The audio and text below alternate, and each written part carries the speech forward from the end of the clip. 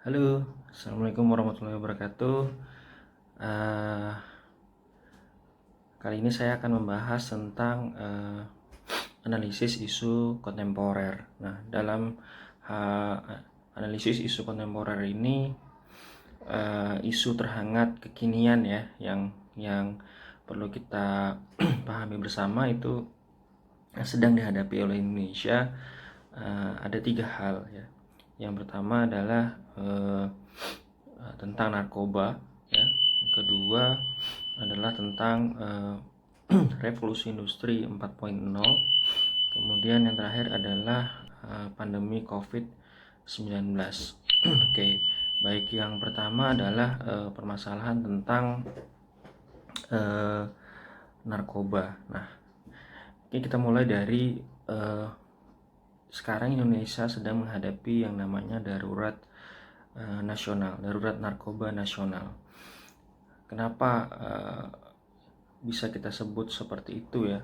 Apa hal-hal yang mendukung kita disebut sebagai atau dalam masa darurat narkoba? Yang pertama adalah letak geografis Indonesia. Nah, ini yang perlu kita pahami bersama, bahwa Indonesia ini adalah daerah jalur perdagangan emas narkoba ya. Jadi dan lalu lintas juga kan, kalau misalnya orang dari Eropa, kemudian dari Amerika ingin ke Australia seperti itu ya, itu pasti transitnya bisa di Jakarta, bisa di Singapura, artinya di Asia Tenggara. Tempatnya sangat strategis.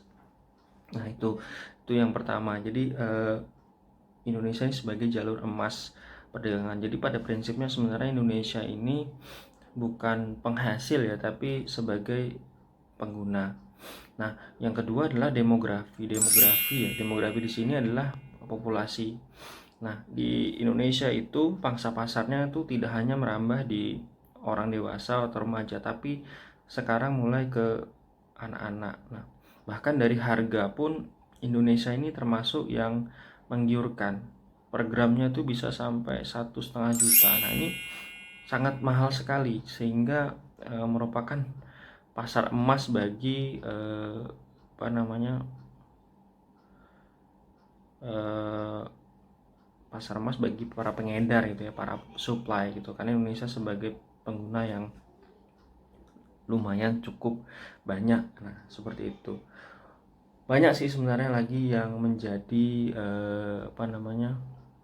kenapa Indonesia darurat nasional ya. Bisa juga tadi ya, penggunanya sampai ke anak-anak, kemudian minimnya fasilitas ya, fasilitas rehab ya, seperti itu. Kemudian belum lagi stigma negatifnya pengguna narkoba gitu kan, selalu kita jauhi, sebenarnya perlu didampingi gitu ya.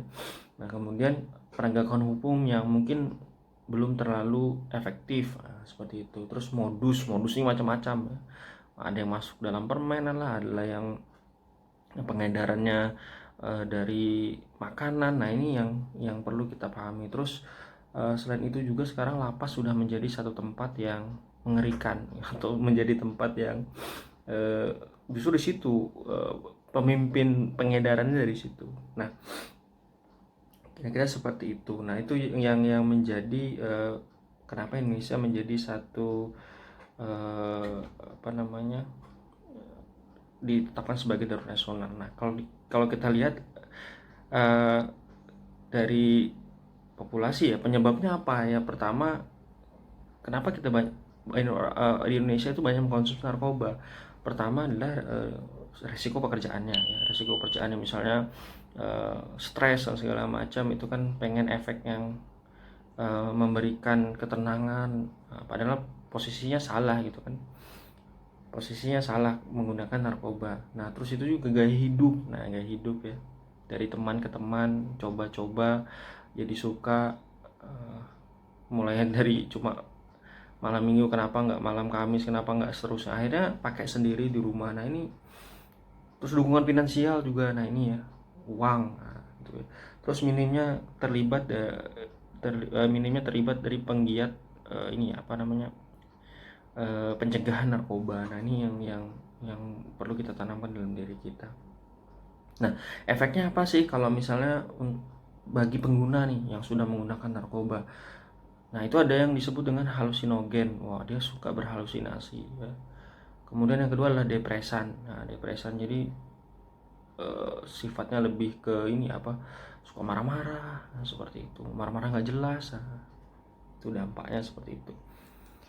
Terus itu dampak dari otak ya, dia merusak otak soalnya. Nah, kemudian apalagi misalnya kalau orang yang pakai narkoba itu bisa kita lihat dari pertama fisiknya berubah, yang tadinya sehat kemudian mulai keriput-keriput, terus tingkah laku suka marah-marah, cepat tersinggung, nah, seperti itu. Kemudian emosian. Nah, itu tuh gejala orang yang pakai narkoba.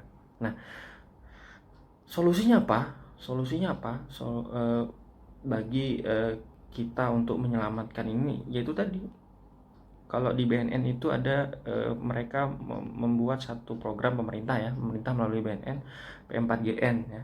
P4GN ini pencegahan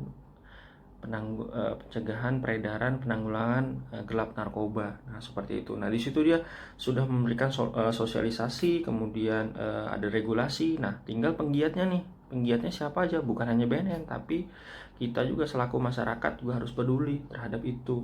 Nah, seperti itu.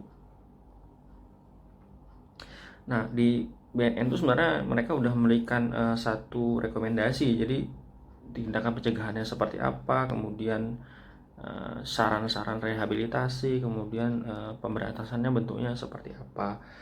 Nah, ya itu juga program ini tidak akan berjalan dengan baik kalau misalnya tidak ada peran serta masyarakat. Jadi kita sebagai masyarakat pun harus berperan serta untuk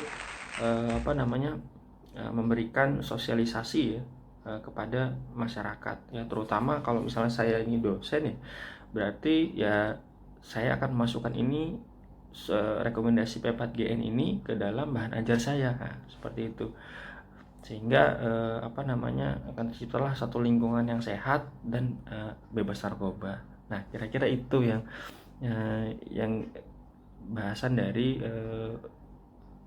narkoba. Nah, yang kedua adalah isu selanjutnya adalah tentang revolusi industri 4.0.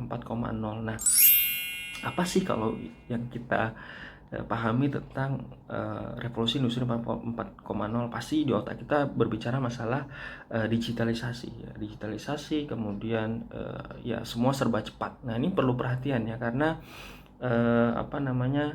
kita dituntut cepat untuk mengikuti zaman. Nah, seperti itu. Kalau kita menilik sejarah, memang revolusi industri itu dari satu ya, itu dua, ketiga tuh udah mulai computing, yang kedua itu listrik, yang terakhir ini adalah digital. Apa saja sih produknya dalam revolusi 4.0 ini? Yang pertama ada yang namanya digital integrasi. Integrasi ini apa maksudnya ya? Semua saling terhubung dengan digital. Yang kedua adalah digital bisnis ya. Dan ketiga adalah digital product. Nah, ini yang penting kita pahami. Jadi bisnis sekarang udah bersifat digital, kemudian produk juga sudah dalam bentuk yang dikemas dalam digital. Bahkan kita sering bertransaksi itu tidak ketemu dengan langsung orangnya. Oke, nah itu kira-kira revolusi industri 4.0. Apakah ada positif negatifnya? Ada. Dari sisi ancamannya apa? Pertama, ya akan banyak orang kehilangan pekerjaan. Ya, seperti itu. Yang kemudian yang kedua, sisi peluangnya apa? Sisi peluangnya adalah pasti hilangnya pekerjaan, akan timbul pekerjaan baru. Nah, seperti itu. Terus ya bisa jadi kaitkan dengan global juga terhadap isu global warming ya. Jadi emisi karbon itu berkurang. Nah, seperti itu. Nah, apa yang kita harus lakukan dalam revolusi 4.0 ya? Pola pikir kita ini harus berubah ya.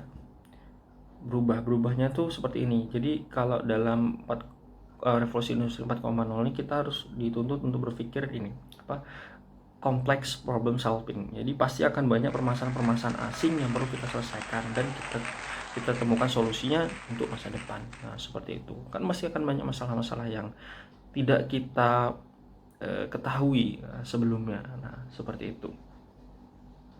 Nah, revolusi industri apa tuntutannya kepada masyarakat? Pasti dalam di dunia digitalisasi sekarang itu masyarakat pasti inginnya apa? Pelayanan cepat. Nah, itu ya pelayanan cepat, kemudian akses pelayanan tinggi, kemudian biaya semakin murah, kemudian transparansi terhadap informasi itu semakin jelas ya, seperti itu. Nah, kalau di dunia birokrasi misalnya ada yang namanya e-government, e-budgeting, nah seperti itu, dan masyarakat bisa melihat seperti itu. Nah, kalau di revolusi industri 4.0 ini apa hubungannya dengan birokrasi? Ya bisa jadi yang pertama adalah yang perlu kita hilangkan ya dalam pemikiran revolusi industri dalam birokrasi itu, pertama adalah kebiasaan dalam rutinitas yang sering terjadi sebelumnya.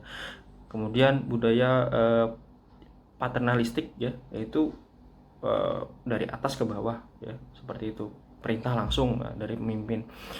Seharusnya sekarang itu kalau dunia 4.0 itu harus ada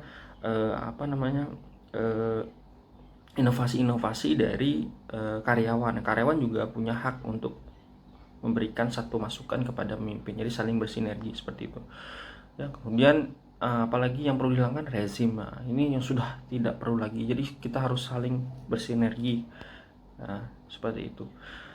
Kalau kita pahami adalah revolusi inilah sebuah keniscayaan. Jadi kita bukan saatnya untuk bekerja di comfort zone, tapi kita bekerja di sisi learning zone. Nah, seperti itu. Siapa yang akan menggalakkan ini? Ya, jawabannya adalah kita. Kita inilah sebagai generasi sekarang, generasi Z. Nah, ini harus bertindak, bekerja, memanfaatkan digital sebagai media bekerja. Nah, seperti itu. Semua harus serba cepat. Nah, itu yang isu kedua tentang revolusi industri 4.0. Yang ketiga adalah, nah ini yang paling hangat sekarang ya, yang kita alami sekarang bukan hanya Indonesia tapi juga dunia, yaitu pandemi COVID-19. Apa sih? Ya, jadi penyakit ini menyerang gangguan pernapasan ya, radang paru. Nah, seperti itu. Cara penularannya seperti apa? Yang pertama itu droplet yang keluar dari ludah ya. Nah, itu yang berbahaya. Kemudian kontak fisik, bersalaman, kemudian menyentuh mulut, habis bersalaman nyentuh mulut, nyentuh mata. Nah, seperti itu, dia bisa kita bisa terinfeksi, kita bisa tertular. Nah, seperti itu. Nah, penyakit ini awal mulanya ditemukan di Wuhan ya, yang indikasinya penularannya melalui hewan, yaitu kelelawar, kemudian terenggiling kalau tidak salah ya, terenggiling, kemudian nyamuk gigit, kemudian nyamuk itu gigit manusia lagi, seperti itu. Nah, itu ya, jadi tadi cara penularannya. Kenapa kita perlu waspada? Ya, ini berbahaya. Jadi ada dua gejalanya, gejala ringan sama gejala berat. Nah, gejala ringannya batuk, demam, seperti itu ya. Kalau misalnya gejala beratnya itu udah nggak bisa napas gitu ya. Jadi penuh dengan dahak di sini, jadi kita sulit bernafas. Nah, yang perlu kita pahami juga bahwa ada COVID ini akhirnya berdampak kepada ekonomi global ya. Ekonomi global itu ya seluruh aktivitas di dunia itu terhenti ya, seperti itu ya. Bisa kita lihat dari kesehatan ya, sekarang juga sudah berubah sekali ya. Apa-apa sekarang dihubungkan dengan COVID, seperti itu. Kemudian sosial juga berubah, kita nggak bisa berinteraksi secara langsung. Ekonomi juga seperti itu, beberapa negara sudah mengumumkan resesi, seperti itu. Indonesia masih dalam proses berjuang. Nah, seperti itu. Kemudian keuangan, nah ini juga ya, keuangan ini menyentuhnya bukan hanya global tapi dari personal ya, individu, sosial, sampai ke dunia. Nah, seperti itu. Nah, apa yang perlu kita lakukan? Nah, sekarang pemerintah menggalakkan yang namanya new normal ya. Kita harus siap. Kita nggak tahu pandemi ini sampai kapan. Nah, seperti itu. Jadi apa yang dilakukan untuk mencegah itu? Yang pertama adalah cuci tangan. Nah, cuci tangan adalah menjadi hal wajib sekarang, dari manapun ya. Cuci tangan yang benar, minimal 20 detik ya, 20 detik dengan protokol 6 tahap mencuci tangan, seperti itu. Kemudian menggunakan masker ini tata caranya ya dipakai di mulut seperti hidung ya, tapi juga tidak boleh terlalu ketat, tidak boleh juga terlalu longgar. Nah, seperti itu. Bahkan di sekarang ada tambahan yang namanya face shield ya, seperti itu. Kemudian jaga jarak, hindarilah pertemuan secara langsung, secara fisik. Kalaupun harus terpaksa keluar ya jaga jarak ya 2 meter. Nah, seperti itu tuh aman. Nah, bagi yang sudah tertular ya ini disarankan pasti yang kalau gejala ringan ya pasti isolasi mandiri ya.